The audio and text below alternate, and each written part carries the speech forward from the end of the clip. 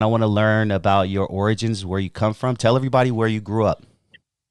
Born and raised in the center of the universe, where it all happens, East Los Angeles, California. Yes, sir. That's it. That's it. That's where I'm at. Yeah, East LA, baby. What was give us the good, the bad, and the ugly about growing up in East LA? Well, I'm a horse of a different color, cut from a different cloth. I was raised here in East Los Angeles by a single mom who became a nurse here on Whittier Boulevard in Rowan. Took her her job took her to the Van Nuys area, where that right there was the start of me realizing what the world is about. Because that bus trip on the 18 from going from that job, taking her to the next job, was a trip. We'd end up in the Gold District, downtown LA, catching buses at 6:45 a.m. And I can see myself, my whole world. And I would just look at her through the third person and see how, like, gentlemen and men, grown ass men would not let her get on the bus first. They would want to be on the bus first. And that was like a quick sign of like, whoa, where's the gentlemanly attitude? Why are these guys acting like this? And I never spoke up on it. I never told those guys or my mom never told me like, oh, don't be like them or nothing. She just put her head down, kept pushing forward. Come on, mijo, come on. And we would do our thing and we would get to work. And now I'm surrounded by doctors and nurses at her first big job. So this was a big deal to her to go from East LA, right down the street from her house, across from Jim's Burgers, to Van Nuys. So she was climbing the ladder as she's going about her life, raising this little boy, And at the same time, she married a man who was in prison, who wasn't my father, who became my father, with letters, and his family, my grandma, my uncles, my family, who raised me, and from South El Monte. So from this weird collective of people, I've got my gangster ass dad and my nurse mom, who he says was square as a pool table, twice as green. If you know what I'm saying? So she took that job, took her to Torrance, to Harbor UCLA Medical Center, which I was blessed to be working for the likes of Dr. Gildan Bell and Sally Kruger and Mario Guerrero and so many other just fascinating individuals with their own stories and their own lives that helped shape me and mold me. Because I'm so far away from East LA right now. We're talking about East LA, but I'm talking about doctors and nurses. Yeah, exactly. Who went to the Hollywood Bowl for the summers. I'm addicted to the bowl because, concertos. We don't call them concerts. I call them concertos. You know what I'm saying? Like, these guys were waving their fingers in little sticks, and you hear the music, the classical music, just pouring out of them directing them.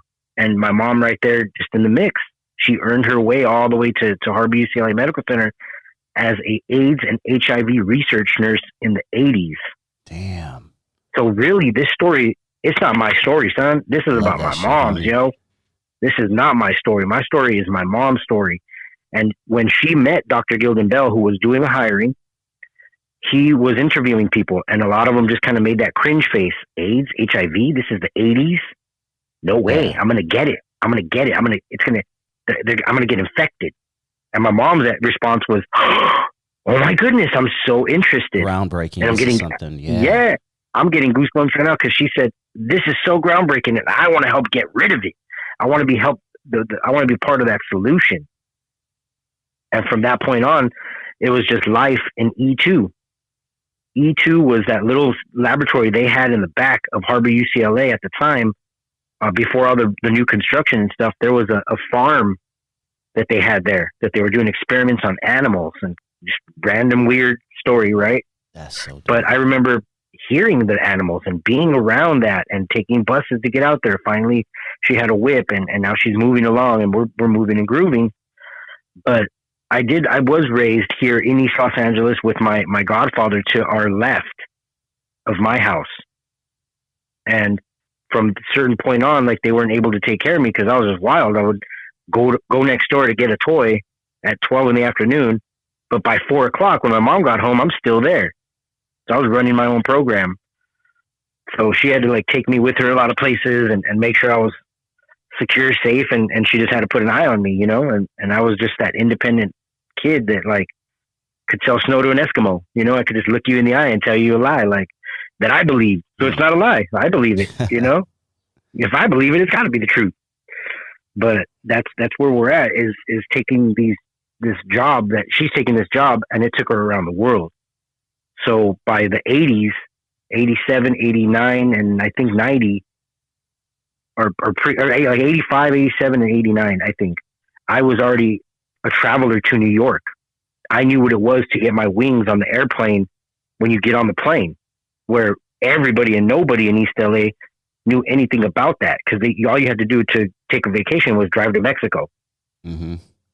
You feel me? And I'm over here, if that, most of my cats over here was like, yo, we went to Oxnard, like, damn. Right. We went to Mexico, like, damn.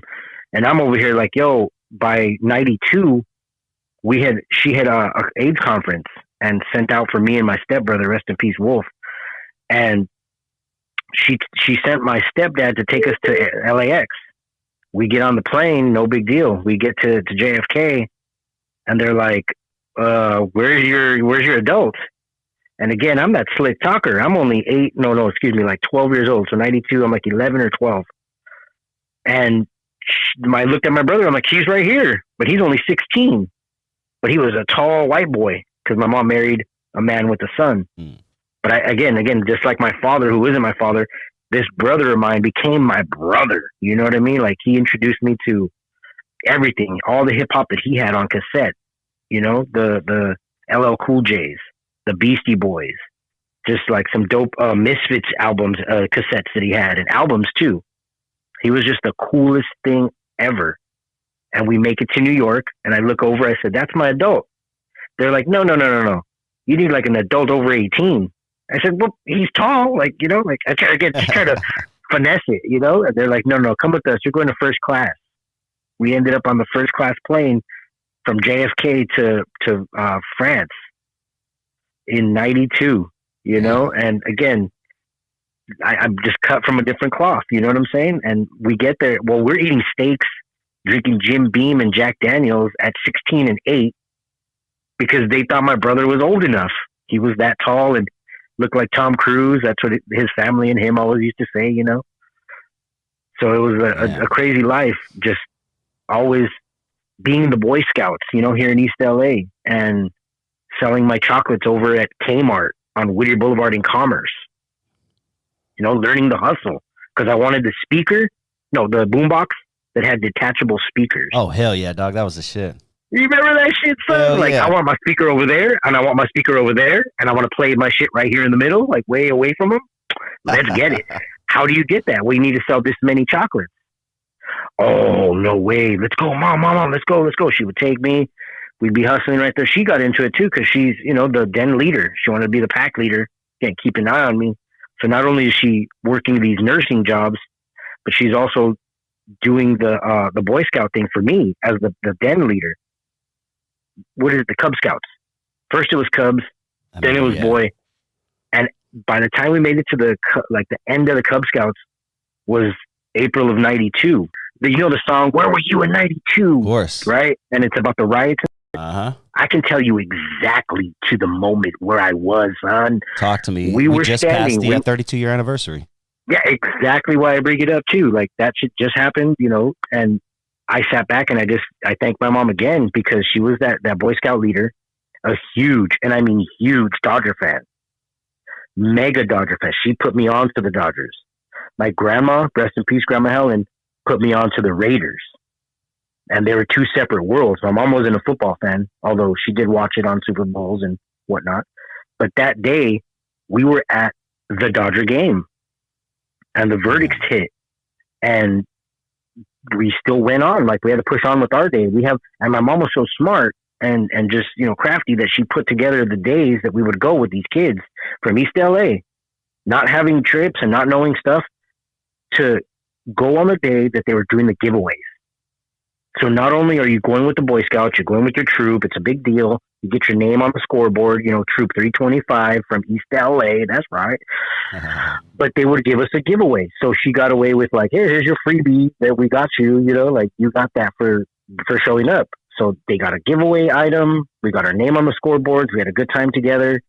Midway through that game, the announcer just chimes in. I mean, they were like literally pitching the ball or like hitting or swinging or something. And all of a sudden you just heard, I mean, it probably wasn't as dramatic as that, but let's just go with it. And that fool said, "Ladies and gentlemen, please do not use the exits." And we're talking about like third, fourth inning. "Do not use the exits for the freeways. All freeways are closed. Again, please do not use the freeways here in downtown Los Angeles or beyond. They are all shut down right now." And then right after that, you could start smelling smoke. Damn, yeah. Like just whiff, like wafting through the air. Like, whoa, what's the deal? That's not a Dodger dog. You know what I mean? That doesn't smell like popcorn. That's a couch, yo. That's a couch. That's somebody's house. Those are buildings. That's downtown LA. That's, you know, like South Central burning on fire. That's, the riots are cracking right as the Dodger game's going on. And they're telling us to beware, you know, of the exits. And she's got, and again, this is her, single mom, has 12 or 13 kids that she fit into a station wagon, old beat up one, and just got us there. She picked us up from like the ghettos, like the everywhere. I mean, she went around town from Alhambra to East LA, like Bell. She's picking up kids, dropping them off. At that point, we're dropping off kids, and she's going through the riots, dropping off all these little Cub Scouts. And it was just wild. Like, Damn. I remember that day to a T. But you know, going back to that France trip, we end up in France, and I've seen the top of the Eiffel Tower, the Louvre, the Holocaust Museum, Anne Frank's attic, Big Ben, the red light district, standing in front of Buckingham, asking the guard what the flag means. And mom had the brains, the knowledge to say, what does that flag mean? Because it's not the great British Jack or whatever it's called. Yeah, and Jack. It had, yeah, right. And it had symbols and little colorful patches. And the guy says, you know, kind of like inquisitively, he goes, "Oh, that means that the queen is out on business and on her way back." Like they have a flag for everything, I guess. So that's what was going down there. And he says, if you just stand right there by that gate and kind of don't tell anyone, you guys might get a glimpse. We're thinking, yeah, she's just going to race by, you know, I'm from East LA. Like I could throw a rock at her from where I'm standing. You know what I mean? And I'm like, I had other thoughts. I thought, man, we could actually take her out if she passes by. Like, oh, this is crazy. Like she can't be that close. There's no way. I'm a ghetto kid from East LA. I don't have no weapons or nothing, but I just felt that. I felt that type of mentality. Like, damn, if somebody wanted to, like, damn, that's crazy. There's no way. And sure enough, she made the roundabout. She comes in, slows down, turns on the cab light, and gives us that royal wave. Like, hey. Damn. And me, my stepbrother, and my mom were just standing there like, whoa, that was surreal. Like, that just happened for us three. Nobody else was standing there at 9:00 at night in London in front of Buckingham Palace, you know? Yeah, I knew when I met you that you were I can tell that you're well traveled. You know what I mean? When you see someone, you could tell that they've been around, that they've been places. So yeah, I appreciate, and I encourage everybody to do that, man. So you have stories like my man Funko right here, dog. Yeah, you got to, man. Travel the world, try different food, date outside of your race. You know what I'm saying? Like do all different things. Have friends that are different because they will introduce you to different shit. You know what I'm saying? Yep. I grew up in Long Beach, so I had shit. We have white, black, Asian, Samoan, we had everything in Long Beach. So I was definitely glad to grow up there, and that made me want to see the world. You know what I'm saying? So a lot of us had, me and you have a lot of similarities in our upbringings. One thing that stood out to me is your art. And when I say art, I'm talking about your painting. I see a lot of your paintings, and I know your artwork was recently displayed at Super Chief Art Gallery right here in LA. I know that was a great feeling. Yeah, I know that was a great feeling. But I want to go back to art because I was an artist growing up myself, and by artist, I say tagger, I say graffiti artist, or whatever the case is. And I came up in the early 90s. We're about the same age. I was 78. It sounds like you were born in about 80, 81, if my 81. Math, there you go. My math serves me correct. Yeah. So we probably came around the same era. But did you ever, you know what I'm saying? Did you ever join the tagging scene? Were you a writer growing up? Anything like that? So this is East Los Angeles. it's surrounded. It's a gang culture, 110%, or I should say 113%. Oh yeah, facts, right? I mean, this is East Los. This is what it is. Either you're a gangster or you're getting beat up by the gangsters. Yeah. And my dad, being from South Almani, he's from one of the oldest gangs out there. And that was it. I was surrounded by the gang culture. But I'm me. I'm cut from a different cloth. And I just knew from day one, this was what I want to do. I don't know who it was. And I try to ask every writer imaginable. Like every time I run into a writer, who or what, or do you remember the yard on Whittier in Indiana where there was no AutoZone or whatever that's called, the place there? There was a yard. It was just empty lot. And I saw somebody on a milk crate just catching a spot, a big bomb or whatever it was called. I didn't know back then, but I just saw him painting on the wall, like consistently in one spot. And I was like, yo, broad daylight. This dude's just painting.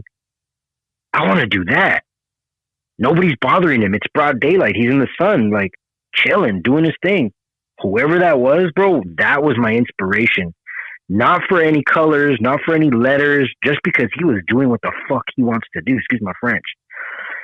But like he just did what he wanted to do in the middle of the day in the hood, in this gang territory. From that moment on, plus the fact that my dad told me this gang life is not for you. And if you do, I will beat your little ass. And I took him for his word. That's my daddy. I believe him. Everything he did and said was on point to me. Between him and my mom, that's a different story. People do what they do and relationships go where they go. But as far as being a good dad, that's my dad for life. That's who I grew up with. I chose the graffiti life because it was either gangs or graffiti, and graffiti saved my life. When people say it and I see it on TV on like t-shirts or in passing, like I resonate, my skin crawls, it boils up because I'm like, that it did. I learned to make my own mean streaks in 5th grade. No shit, huh? Yeah, the mean streak, dog. You took me back. Melt them up. Yeah. Oh, yeah. Of course. Yeah. I just remember. You just took it back, dog. You just took it back. Boy. Homemade mean streaks, man. Sometimes we'd have $5 or whatever, $7 to get that mean streak. Dude, we're in 5th grade. We can't buy them. I'm in 5th grade. We're the generation. Me and Funko's generation is the reason why you go into Home Depot now and everything is locked up, because we would go on raids. We would go on, like 7, 8 big ass baggies. Racking, exactly. It was called racking, and you would just run into a Home Depot or a warehouse store or something like that, and you just rack it up. We're the reason go get why. Big bucket. Yeah, not endorsing this. I'm just saying we were dumb kids doing it, and it was what we did. Fun, homie. And I was in the scene myself, and when I got out of it was like early 90, 91, because it started to turn into a gang thing. All the crews were adding 13 to their name, and I was just like, okay, this ain't what I'm about. I didn't get into this to be a gangster because I never wanted to be a gang member. I just wanted to write and get my name up as much as I could. You know what I mean? So once the 13 and this started adding, I was like, all right, I'm out. Peace. You know what I mean? But what do you remember about that time? You know what I'm saying? The kind of like the transition from tagging to tag banging. So those moments in time were, again, that choice. Everybody had a choice. Every little brother had an older brother, except me, for a while, because my brother came in the picture around 89. So from my whole youth till 89, 88, somewhere around there. Damn, I don't know when they got together, but I just remember being the guy that had friends from everywhere. Social butterfly from day one. Everybody was my homie, at least my buddy or my friend. And all those kids had older brothers. Each one of those guys was already put onto the hood, like solid. So when they saw me, it was, oh, that's my little brother's homie. Leave him alone. Don't fuck with them. So it's like I had a pass everywhere I went. So when you say, oh, you paint in East LA, that's scary, that's this, that's that. But to me, it was like, and then and now is a lot different. I moved away for a while, and I remember losing touch with everybody. But I still I never lost that fear, that mentality. I lost the fear. I never had that fear because all these the homies that I had, and some of them didn't get along with each other, you know, and their brothers didn't get along with each other. But I was still given that pass of like, well, that's still my little brother's friend. So I could be at any liquor store I wanted playing Street Fighter 2 or even Street Fighter on Indiana. Street Fighter on Indiana at the little liquor store right here. That was my crack, Street. Dog. That was my crack, homie. Dog. Right in front of Growin Avenue. I'll still remember the day I put my quarter down and didn't have to use it for like a whole hour for the rest of the day. Like I set it down and I just started whooping on everybody. And I kept looking at the quarter like, damn, I haven't used it yet. Damn, oh my God, like I'm doing it. But there was no Instagram. There was nobody promoting it, boasting it, you know, hyping it up. Who was your favorite guy? I passed it with everybody. Dalsum, Zagiv. I mean, I passed it with Ryu. Ryu, Ken. I was a Ken guy. All the way Ryu. Yeah, okay. 100% Ryu. I want to get him tatted. Yashidugan. Exactly. Show Ryu Ken, man. But that was it. It was video games, marbles, Pogs eventually came in the mix. Shout out to my 6th grade teacher, Mr. Rodella at Growin Avenue, because he taught me the value of collecting, the value of value. These baseball cards have value, and not only do they have value in them, but I will give you one for your good grades. I will give you one if you shut up in my class. I will give you one if you stop talking to all the girls in my class. You know what I'm saying? Like, just mind your business. Stop being so social. But not in my class. There's a time and a place for everything. And this is your reward. He would give out baseball cards, but that dude would give me the dope ones, the Bowmans, the Donruss, like all-star ones, the Master Blasters from Upper Deck. Nice. Like, just these cool looking ones, but they also held value. This was a Jose Canseco. This was a Oral Hershiser. This was Lenny Harris. These are these golden era baseball players, you know? And he would shoot me those cards. Like, yeah, I give cards to anybody. And they're kind of like, whatever, you know, Ted Kaczynski. Like, that's not a name, but, you know what I mean? Like some random dudes. And he'd pass those out. And, like, I would get the dope ones, you know, 100%. A lot of people told me my whole life, like, I can see you doing this. I can see you doing that. You should try this. You should try that. And for the longest, forever, and it'll still stay this way, I don't want to share my talents or my good vibes with just everybody. I want it in condensed little batches between you and me on the phone right now and whoever's listening, between whoever's in the car riding with me that day, between me and whoever's at my sesh when I pull up every Tuesday and Thursday. And I don't go live on there. I should go live more, but I don't want to put it out there. I don't want to water it down. I want you to be there, hear me, feel me, smell me. You smell me? And say weird things like that. Like, what do you mean? What is this guy saying he smells for? Like, no, it's not a smell. It's 40. An essence. Exactly. You smell me? Like, everything raised me, dog. From what you can remember to now, help push forward what I wanted to be. And what I didn't want to be as well. You know? I love that, homie. The graffiti came out as my outlet. I remember hitting the bathroom that first time with my homemade streak. It was blue. Caught my name. I wrote my dad's nickname, but in a different form. You know, he's the Spanish word of sapito. So I wrote Froggy. Gotcha. Just, I'm going to follow his footsteps, but not. I'm going to go my way, but still try to, you know, I love that man. Here's an homage. That was my first ever homage to him, and I don't even think he knew that. I think he passed away without ever knowing that I did that. You know what I mean? And now today that I have the Funko Cholos, you know, shout out to Good Intentions, Bad Decisions, the homie Anthony, because he created this character. When I told him, yo, me and the homies just came up with the Funko Cholos. I need a logo. And he came up with the character.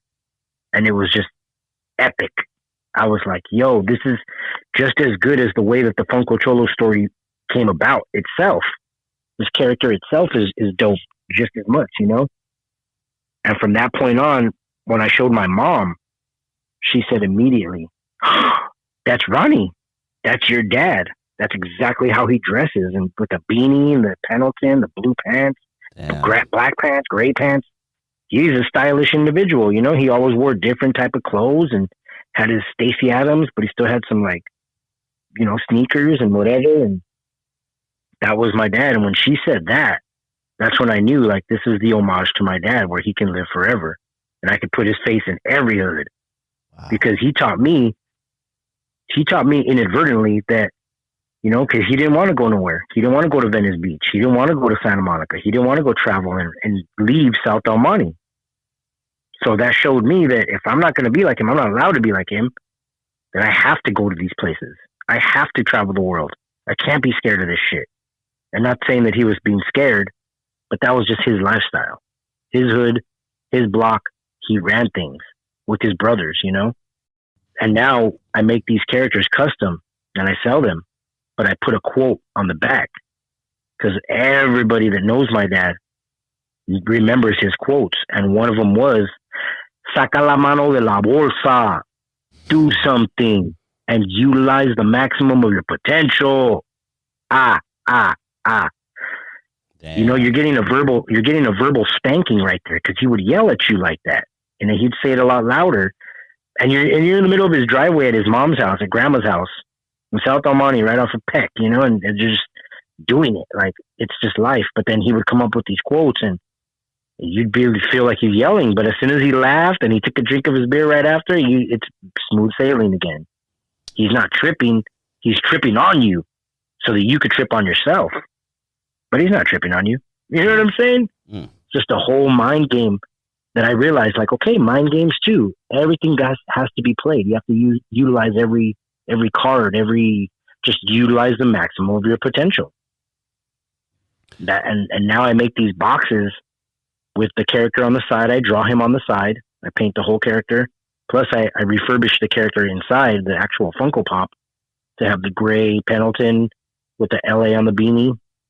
And then on the back, I just put, utilize the maximum of your potential, Ronnie Sapito Duran. Wow. And I call him out right there. So everybody that owns one has a piece of my dad right there. My dad's homage is in their house, which I've sold about 16 or 17 of them through either raffles online through my Instagram or just a straight up sale. Somebody that wanted to buy one. And I can't thank those guys enough.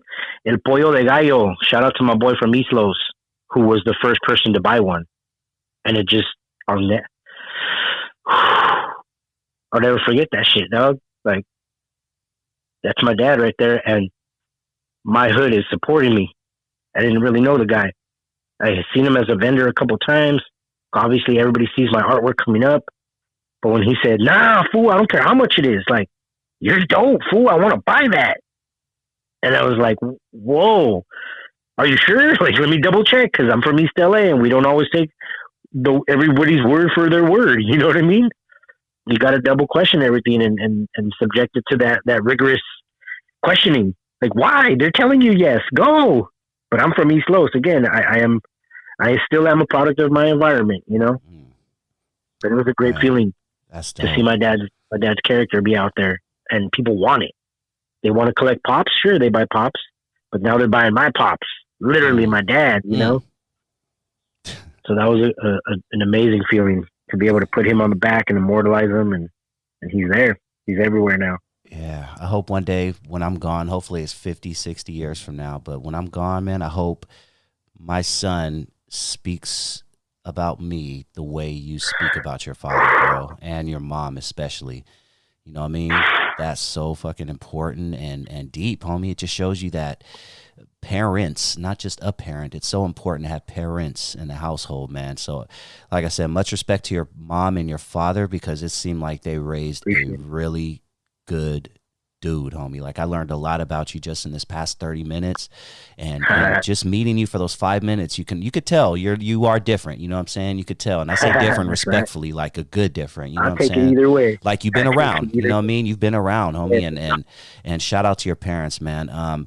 Talk to us about your businesses, dog. I want to, maybe spend the last 5 minutes or so talking about your businesses and hopefully get some of your products sold. I know you got a lot of merchandise, you got shirts. I mean, talk to me about, the Funko Pop business. Break everything down, man. Shout out to Fumes LA for being the host of my weekly store, is how I can call it.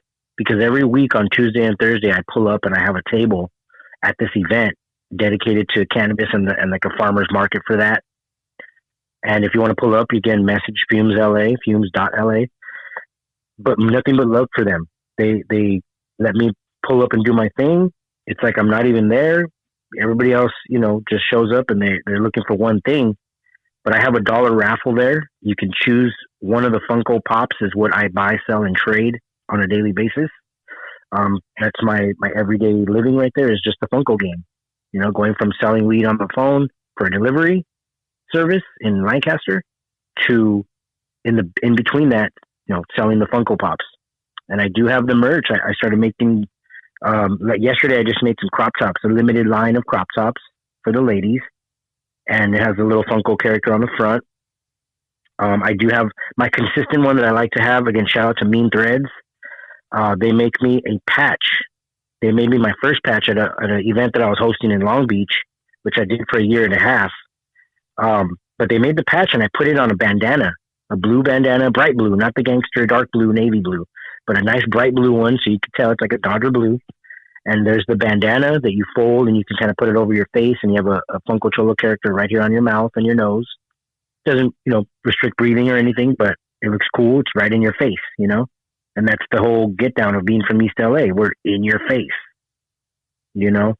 but the shirts, the hoodies, any kind of merch that I can find, I've got a lot of inspiration from the homies Exclusive Woods. If you know, and the homie just puts his brand on anything that looks dope to him. So that inspired me to just go forth, and shout out to the homie Contri, because I've heard the phrase, scared money don't make money. But I was at an event one day, one of these events. The moment he said it, I needed to hear it. Because again, I'm shouting about right this minute, right? Because he said it, it just stuck with me and I just started running with it. Like, oh shit, yes, I got to do this. I need to put this here and that there in order to make the money back. That's how it's going to work. Prior to that, it was just kind of like, oh yeah, I know, scared money don't make money. I know. But now I'm investing in myself. I'm investing in my brand. And that's what it is. I have the shirts, the hoodies. I haven't made any hats. I made beanies. They're stitched on, high quality. But we have beanies, bandanas, patches, masks, t-shirts, crop tops. I even do the custom t-shirt where I paint the character myself with spray paint on a white t-shirt. So it just stands out bright and bold. And he's everywhere. He's on everything. But that's what we have going on right now. May 26th, I have JoJo's Collectible Room. Because again, I am cut from the vendor cloth of doing these pop-ups with other Funko vendors. So I learned that if I take my product somewhere where there's no other Funko vendors, then I control the market there. I'm the guy in charge. You guys want to find them? There's only one guy here that sells Funko Pops. But I also like tapping back into my roots and hitting the Funko pop-ups. So on the 26th in La Puente at the corner barbershop, JoJo's Collectible Room, I will have my table there and I am the host of the free raffle and free giveaways. So I might be able to just toss you a free giveaway if I see you there, or you get a free ticket and you get a free Funko Pop if you're the winner. Every hour at 12 o'clock, we give a plate of the Marine barbecue satay for lunch. So you get to try that out if you're the winner. And again, the tickets are free. The entrance is free. And we encourage people to bring their own Funko Pops or collectibles because we have Hot Wheels, we have action figures, Loungefly backpacks and purses and wallets. We have the plushies like the Squishmallows and just a bunch of different variety of collectibles, baseball cards, Pokemon cards. There's a lot of things that I'm not into, but we still have them there. And I like to go live and showcase everybody's table while tagging them on Instagram. So as I'm walking by and talking, the name's pinned to the comment on Instagram Live. I don't know if you can do that, but it's fun because I make sales through that. Hey, you saw something you liked? Add $5 plus shipping and delivering and handling. I will definitely get it to you. You know what I'm saying? And that's how I get down. And people know like, hey, this guy's making a buck off me, but I don't want to show up. I said, but if you show up, you might even get $5 off the asking price here. Can they get $5 off? I'll ask the vendor. If it's a yay, it's a yay, and it's always a yay. And people will show up and say, hey, Funko Cholo sent me, so can I get that for 35 instead of 40?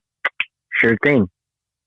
Hell yeah. So I don't just hustle for myself. I hustle for everybody around me and my race, my class, my money class, my everything. I hustle for all of us because we all human. We all bleed. You know, we all cry. We all hurt. We all feel happiness and go through trials and tribulations, you know? Yeah.